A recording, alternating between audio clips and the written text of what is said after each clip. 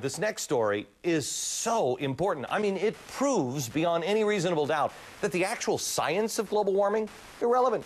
The media doesn't give a flying crap. They really don't. Let me set the scene for you. Last Friday, BBC, the reporter at the BBC had just published a story on their website with the headline, "Global Temperatures to Decrease." I remember reading it. I saw it. I went, decrease? Wait, I mean, I saw Al Gore's slideshow. There's no decrease in my chart. I mean, the line was virtually straight up. Remember he had that little scissor lift thing that, you know, he had to get to the top? Well, it turns out global temperatures have not risen since 1998. That's odd, isn't it? I mean, considering that the world is now pumping out well over 23% more CO2 than we were pumping out in 1998. Why isn't the temperature rising? I thought they were locked in. Details, I know. It's pesky, isn't it? Well, the BBC, they put this story up. It went up early Friday morning, immediately got the attention of a British climate activist named Joe. Like any good activist, Joe got right to work. 10:12 a.m., she fired off an email to the BBC reporter, Roger. Here it is. Subject, correction demanded. Dear Roger, please can you correct your piece published today entitled Global Temperatures to Decrease? You should not mislead people into thinking that the sum total of the Earth system is going to be cooler in 2008 than 2007. Thanks for your attention to the matter, and thanks for paying attention to all the facts and figures available. Joe. The Earth system is still warming. Thank goodness, because that's definitely what people mean when they talk about global climate change. Glad you cleared that up for us there, Joe. About 10 minutes later, Roger, the reporter, replied. He wrote this: Dear Joe, no correction is needed. If the Secretary General of the WMO, that's the World Meteorological Organization, tells me that global temperatures will decrease, you know what? That's what we'll report. There are scientists who question whether warming will continue as projected by the IPCC. Best wishes, RH. In other words, beat it, chick. But activist chicks like Joe don't really give up on saving the planet that easily. She writes back, Hi, Roger. Personally, I think it's highly irresponsible to play into the hands of skeptics, spelled two ways for some reason, I guess maybe in case there's any spelling skeptics out there, who continually promote the idea that global warming finished in 1998, when that's so patently not true.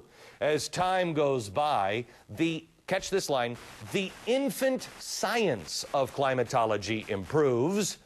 So please do not do a disservice to your readership by leaving the door open to doubt about that. Joe, who's trying to silence who? Don't leave the door open to any doubt. And the other favorite line is, the infant science of climatology. The infant science of climatology.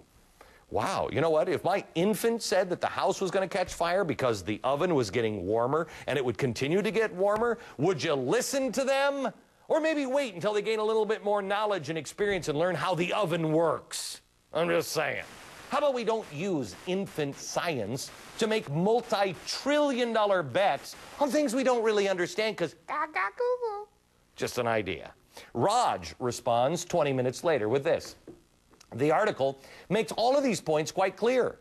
We can ignore the fact that skeptics, spelled just one way here, have jumped on the lack of increase since 1998, and it is appearing regularly now in general media. Best to tackle it and explain it, which is what we've done, or people will feel the debate is being censored, which makes them very suspicious. Roger.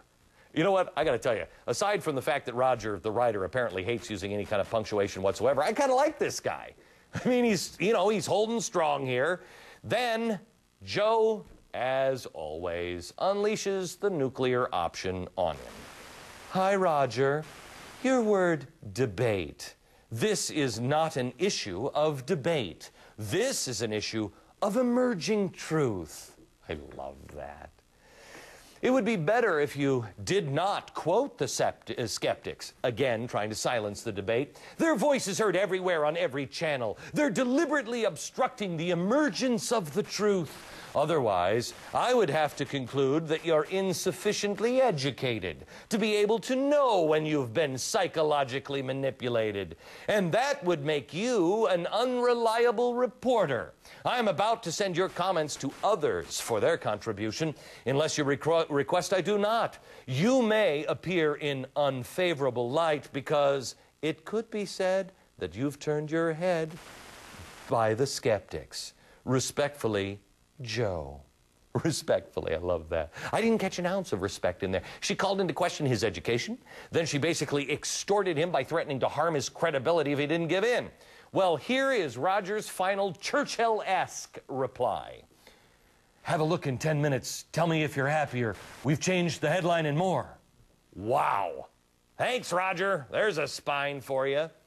I want you to take a look at just the differences between the old story and the new activist-friendly one. Here's the original version. It said this, quote, "This would mean global temperatures have not risen since 1998, prompting some to question climate change theory." Okay, sounds fair. Some are questioning it. But the new line was deleted and replaced with this, quote, "But this year's temperatures would still be way above the average and would soon exceed the record year of 1998 because of global warming induced by greenhouse gases. Not scientists say, or experts predict, or it's a consensus, nothing. Now it's just a fact that because of greenhouse gases, the Earth is soon going to be much, much warmer. We're all going to burn to death in some icy flood. No one is even questioning it. It's an emerging truth, you know." In just under 90 minutes, a sole activist with a clear agenda was able to get the mainstream environmental reporter to completely change their story. Imagine what the powerful groups with, you know, big $300 million bank accounts and advertising budgets like Al Gore can do. The real story on global warming is now clearer than ever before. You can control the language, and you control the debate. You control the debate, and you control the media. You control the media, and you win the war. Noel Sheppard is an associate editor of NewsBusters. He's the first to bring this one to my attention. Noel, you're kind of a conservative watchdog, or liberal watchdog. You're on the conservative side. You brought this to my attention. Do we know anything about Jo? Is she a scientist? Because obviously Roger's just not well educated enough. Yeah, that is one of the real questions here, is why did Roger cave so quickly to someone who is by no means a scientist? She's not a PhD. Of course, neither are you and I, but then again, we're not asking for major press outlets to change their storyline. So what's interesting to me is when he gets that first complaint, and you and I get emails all the time, I'm sure you get a lot more than I do, why didn't he do a Google search or a Yahoo search or whatever his choice and identify who this was and find out that, you know what, this is just a climate activist. This is not a climatologist. This is not a meteorologist. This is someone who works for a group called the Campaign Against Climate Change and another group called Christian Ecology Link, which is trying to tie Christian principles to environmentalism. So why did he cave like this? I mean, after all, this wasn't an email from, let's say, James Hansen of Goddard. It wasn't Gavin Schmidt. Lord knows it wasn't even Nobel laureate Al Gore. Why cave like this so quickly? Especially what I do find interesting is, as you said in your introduction, he kind of held firm initially. You know, I think that this is a good article, it's balanced. And then as soon as she kind of threatens him with, well, I'm going to send it all over the internet and you're going to look unfavorable, all of a sudden he caved in 16 minutes. And in 16 minutes, he had a response back to her that included full edits.